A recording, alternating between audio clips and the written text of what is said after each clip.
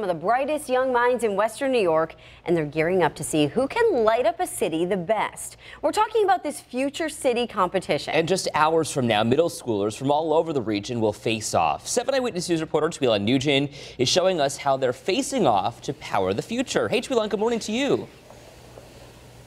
Good morning. The students here at St.Christopher's have competed in this competition for more than a decade, and they have been led by their fearless teacher, Miss Watson, who's been a fantastic teacher for all of them in all of this. And they are working hard this morning, putting the finishing touches on it. But we have Charlotte and Maggie over here this morning. So it's more than just the model that we saw. It's also a lot of elements to this competition. Tell us what it includes. Well, we also have to write an essay, which it's very long, and we have to do that. And we have to talk about everything that's ever going to go on in our city all in one essay.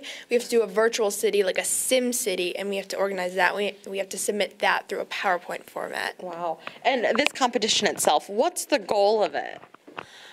The goal of this competition, I feel like, is to learn about how we can make our cities more power efficient and just better cities for everyone to live in. Absolutely, and we're going to show you their model city. So we're going to take a little walk across the classroom to Cameron and Josh. So why don't you tell me a little bit about how you've incorporated some really good energy aspects that we could maybe use in the future? So for this Hyperloop, we use it for an active transportation to go in and out to the city.